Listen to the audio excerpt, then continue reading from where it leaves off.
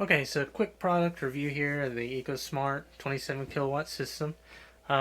Works great in our household. We got 1 3/4 bath, basically 2 bathrooms, and we can run showers, tubs, um, sinks, dishwashers, everything at the same time.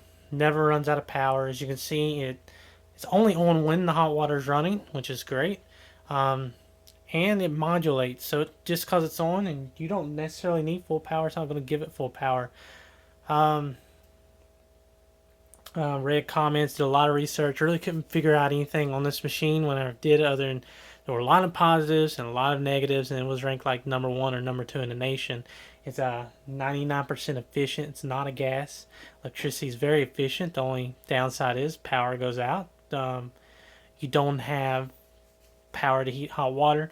We're going around this by installing a solar system on a point-to-point system, point-to-point heater for those few outages we may get, just in case. Um, Overall, very satisfied with the product. Couple keynotes. When we got it, it didn't heat the water up to the temperature we wanted it at. There is a jumper in the back. You have to contact EcoSmart that you can move to kick the elements on a little bit early. It allowed the water heat hotter. We set it 140. The recommendation set it for as hot as you can stand.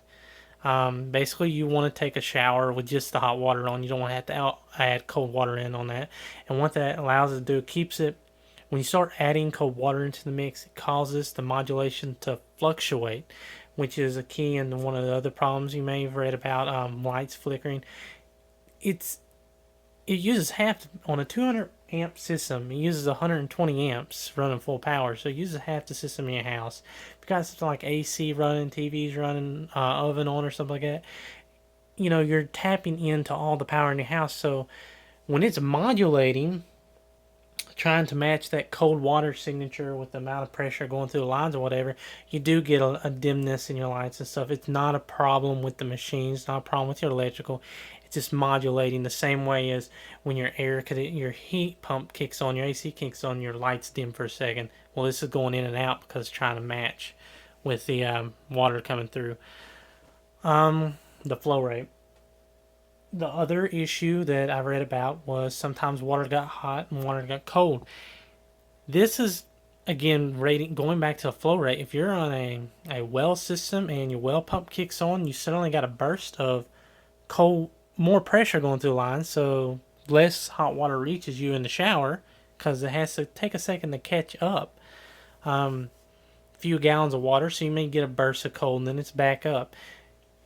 If you got a constant pressure to the system, like you're on city water or county water or whatever, you don't have that issue. So we're overall satisfied with the system. We set it for 140 because we like to wash everything in steaming hot water and burn our hands, I guess.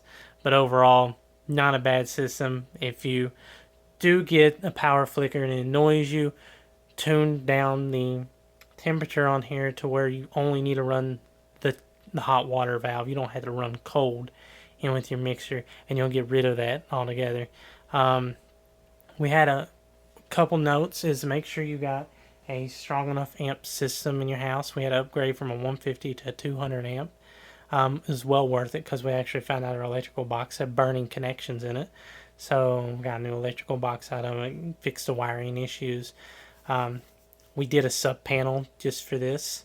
So we're only running one line off the main box, and then each of these are not only on a sub panel with its own breaker, but it has its own breaker on line. Just a little bit more peace of mind.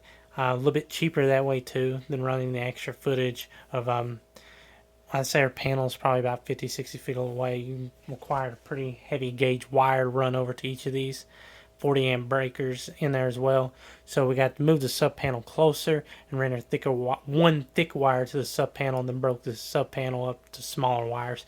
Saved us probably another $100. Again, thanks for watching. Subscribe to the channel. Got some more reviews up. Oh yeah, and energy savings. Our electric bill hasn't been over 250 cents. Along with our windows, we got new windows as well. Our electric bill was pushing 350 and even 450. last year, and then price of electricity has actually went up this year compared to last year. So definitely happy with the savings. Again, subscribe to the channel. We got some more reviews coming. Got reviews on the windows we put in. Going to have reviews on aquaponics system. We're going to hook up a solar power system and, like I said, point-to-point system. We got quite a few new products in the house we're doing remodels on, just to kind of give you an idea of what's out there and what works. Like I said, I found a lot of good rate reviews on this. Found a lot of negative reviews. Watched some videos. Nobody really addressed the issues, the problems that were in there. Why was it doing this? And so I did research into that. Those are the reasons why you get the power flicker. Those are the reasons why you go from hot to cold. That's not an issue with the system.